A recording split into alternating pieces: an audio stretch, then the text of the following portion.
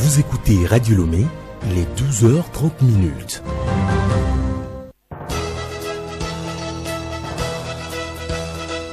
Le journal Léontine Atogima.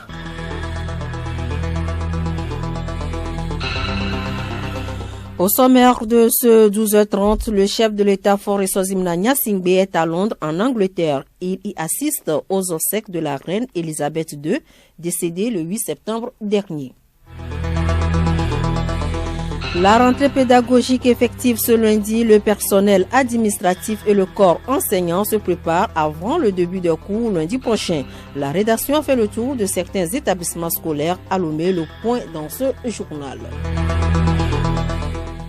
117e session de l'Assemblée générale des Nations unies cette semaine à New York, le Premier ministre malien fait sa sortie officielle et le représente son pays à cette rencontre.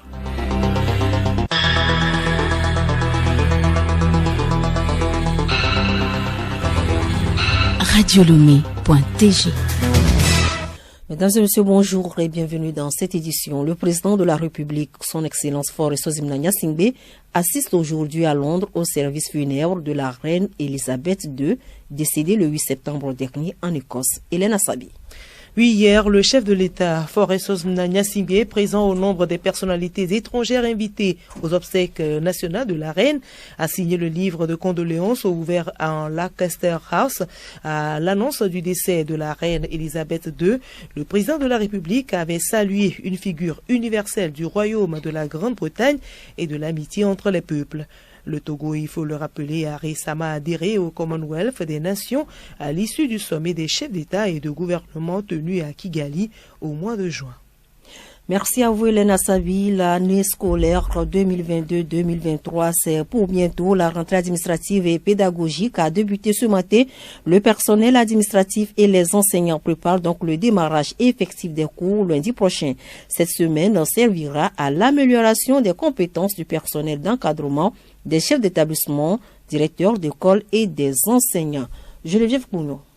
Tout d'abord, au CG Avenou, tout le staff enseignant est présent. Après quelques concertations sur les salles de classe, les enseignants et la direction ont débuté une réunion au cours de laquelle tout ce qui concerne l'emploi du temps et les différents programmes des cours seront définis.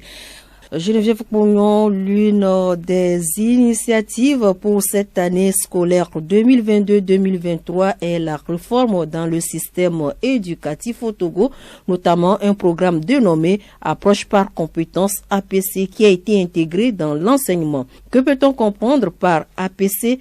Amoussou Amivi, enseignante, répond.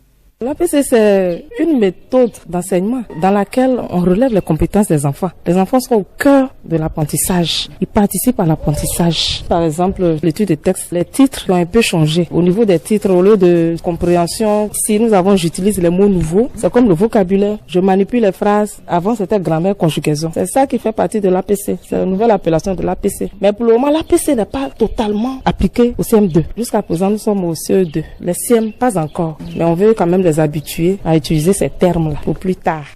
Les parents d'élèves, de leur côté, s'activent dans l'achat des fournitures scolaires. Ils sont à pied d'œuvre pour que les enfants puissent effectuer la rentrée scolaire dans de bonnes conditions le 26 septembre prochain.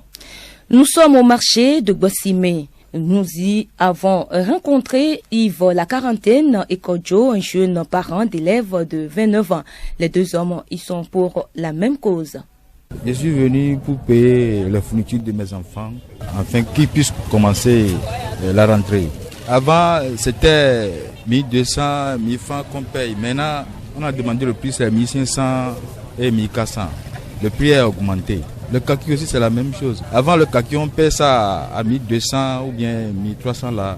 Maintenant, c'est 2500 ou bien 2000. Sinon, c'est cher. C'est cher. On ne peut pas vous mentir, c'est cher. Tout est cher. Le peu qu'on a, bon, on se débrouille quand même. Comme nous sommes obligés d'acheter pour les enfants, parce qu'ils ne peuvent pas rester à la maison. Le Togo abrite la célébration différée de la Journée africaine des mers et des océans, édition 2022, observée chaque 25 juillet. Une rencontre de 2 jours réunie depuis ce matin à Lomé, les acteurs de l'économie bleue pour marquer l'événement. Il s'agit de rappeler le rôle et l'importance des mers afin d'explorer les voies pour leur gestion raisonnable et durable. C'est en sa qualité de champion de l'Union africaine sur la sécurité maritime que le Togo abrite la rencontre, occasion pour le ministre en charge de l'économie maritime d'insister sur l'attention à apporter à la bonne santé de l'économie bleue. Radiolomé.tg.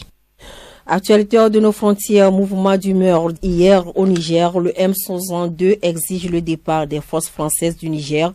Les manifestants réclament également une amélioration des conditions de vie dans le pays. Tous les grands acteurs de la société civile et des responsables des partis politiques de l'opposition ont répondu présents au rendez-vous. Cette semaine, tous les regards seront tournés vers New York avec plus de 150 dirigeants qui doivent prendre la parole dans un monde en crise. Un sommet sur l'éducation se tient d'abord ce lundi et à partir de demain, les chefs d'État et de gouvernement vont se succéder à la tribune de l'ONU. À New York, le premier ministre malien par intérim, le colonel Abdoulaye Maïga, représentera son pays à cette 77e session de l'Assemblée générale des Nations unies. Outre son discours qui portera sur la volonté de Bamako de collaborer avec tout le monde dans le respect de la souveraineté nationale, le colonel prêtera oreille aux différentes réunions qui vont se tenir en marge de l'Assemblée générale pour parler notamment de son pays. Une rencontre entre le Malien et le secrétaire général des Nations unies, Antonio Guterres, est également à l'agenda.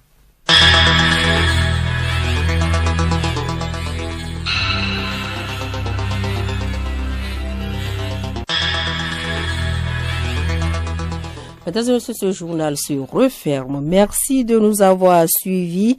Juste après moi, vous suivrez le magazine des sports qui portera entre autres sur la bonne prestation des représentants togolais ASCO et SK au premier tour des Coupes continentales et le sacre du club ami du monde champion du football féminin. Le rappel des titres à présent, le chef de l'État Faure-Eswazimna Gnassingbé est à Londres en Angleterre. Il y assiste aux obsèques de la reine Elisabeth II décédée le 8 septembre dernier. La rentrée pédagogique est effective ce lundi. Le personnel administratif et le corps enseignant se préparent avant le début des cours lundi prochain. Et puis la 117e session de l'Assemblée générale des Nations unies, c'est cette semaine à New York. Le premier ministre malien fait sa sortie officielle. Il représente son pays à cette rencontre.